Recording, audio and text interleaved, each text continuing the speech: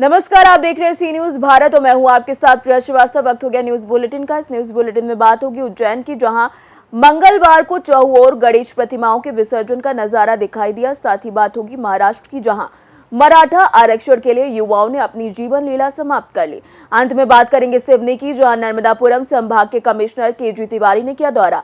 ऐसी तमाम खबरों पर डालेंगे नजर इस बुलेटिन में। उज्जैन के बड़नगर में सिद्धि विनायक विघ्नहर्ता गणेश जी के 10 दिनी गणेश उत्सव के अंतर्गत मंगलवार को चहुओर गणेश प्रतिमाओं के विसर्जन का नजारा दिखाई दिया। भक्तों के मन में जहां बप्पा की विदाई का गम था, वहीं अगले बरस तू जल्दी आ की कामना भी की। जहां घर घर में विराजे गणपति को विसर्जन के लिए भक्त पैदल वाहनों से या अन्य साधनों से विसर्जन स्थल ले जा रहे थे, वहीं नगर में लगभग 70 स्थानों पर पांडाल में विराजित गणेश प्रतिमाओं को हिंदू उत्सव समिति के बैनर तले सामूहिक रूप से विसर्जन के लिए निकाला गया। ये चल समारोह यादगार रहा। हिंदू उत्सव समिति द्वारा सामूहिक विसर्जन के लिए अथक प्रयास किए थे, जिसके चलते पुलिस प्रशासन व नपा की ओर से माकूल व्यवस्थाओं का इंतजाम किया गया। चामला नदी रपट पर गणेश प्रतिमाओं के विसर्जन के लिए प्रशासन ने बैरिकेडिंग की थी। वहीं बड़ी प्रतिमाओं के विसर्जन के लिए क्रेन की व्यवस्था की थी। ये पहली बार था कि प्रशासन ने क्रेन की व्यवस्था की थी, जो भक्तों के लिए कौतूहल का विषय था। ये नज़ारा देखने के लिए भीड़ इकट्ठा हो गई, जिसे हटाने के लिए मुनादी व पुलिस का सहारा लेना पड़ा। रात में भी गणेश प्रतिमाओं का विसर्जन जारी रहा। उज्जैन से सी न्यूज़ संवाददाता विजय सोलंकी की रिपोर्ट।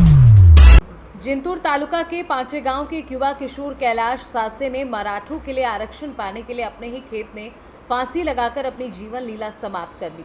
मनोज जरांगे को अनशन पर नहीं बैठना चाहिए। उनका स्वास्थ्य ठीक नहीं रहने के कारण उन्होंने अपनी ही जेब में रोक रखकर फांसी लगाकर अपनी जीवन लीला समाप्त कर ली है। सभी ग्रामीण किशोर के जाने पर दुख व्यक्त कर रहे हैं। सरकार को तुरंत मराठों को आरक्षण देना चाहिए। आरक्षण के लिए और कितने पीड़ितों की बलि दी जाएगी, इसी तरह ग्रामीणों में गुस्सा देखा गया है। काल जी पाचेगावला किशोर कैलास सासे यांनी आत्महत्या केली। ती आत्महत्या आरक्षणाच्या माध्यमातून झालेली आहे आणि मराठ्यांना आरक्षण मिळालंच पाहिजे असं त्याचं स्वतःचं म्हणणं होतं। गेल्या बऱ्याच वर्षापासून मराठ्यांना आरक्षण नाही ही त्याची प्रामुख्याने त्याचं म्हणणं होतं आणि बऱ्याच आंदोलनामध्ये तो सहभागी पण झालेला होता।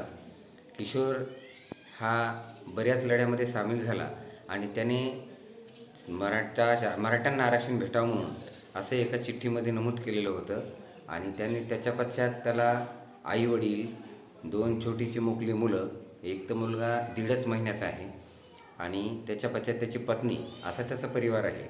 मराठ्यांना खूप दिवसापासून आरक्षण नाही। महाराष्ट्र से सी न्यूज़ संवाददाता रामकिशन ठोंबरे की रिपोर्ट।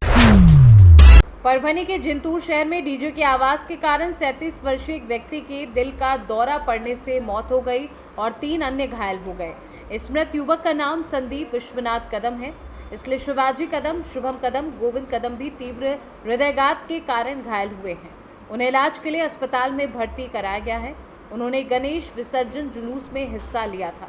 ये सब जुलूस में डीजे की तेज आवाज के कारण हुआ है। महाराष्ट्र से सी न्यूज़ संवाददाता रामकिशन ठोंबरे की रिपोर्ट।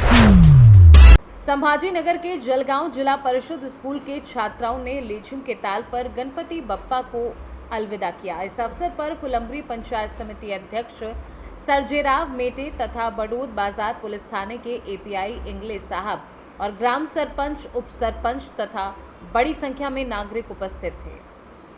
संभाजी नगर से सी न्यूज़ संवाददाता कैलाश सोनवड़े की रिपोर्ट। नर्मदापुरम जिले की सिवनी मालवा तहसील के अंतिम छोर पर बसे वन ग्राम ढेकना और आमा कटारा का नर्मदापुरम संभाग के कमिश्नर केजी तिवारी ने दौरा किया। इस दौरान उन्होंने दोनों ग्रामों में चौपाल लगाकर ग्रामीणों की समस्याओं को सुना एवं मौके पर ही अधिकारियों को समस्याओं के निराकरण के निर्देश दिए। आपको बता दें कि ग्राम ढेकना, जो वर्तमान में वन ग्राम है, जो शीघ्र ही राजस्व ग्राम में परिवर्तित होने जा रहा है। ग्रामीणों ने संभायुक्त को बताया कि ढेकना ग्राम के स्कूल में एकमात्र शिक्षक है। वो भी दोपहर 12 से 1 बजे के बीच ही स्कूल आते हैं और शाम 4 बजे स्कूल बंद करके चले जाते हैं। स्कूल अतिथि शिक्षक के भरोसे चल रहा है। शिक्षक का कहना है कि उनके पास बीएलओ का चार्ज भी है, इसलिए वे समय पर स्कूल नहीं आ पाते हैं। संभागायुक्त ने शिक्षक तिवारी को बीएलओ के चार्ज से मुक्त करने के निर्देश देते हुए कहा कि जिन स्कूलों में एकमात्र शिक्षक पदस्थ हैं उनसे बीएलओ का कार्य नहीं लिया जाएगा।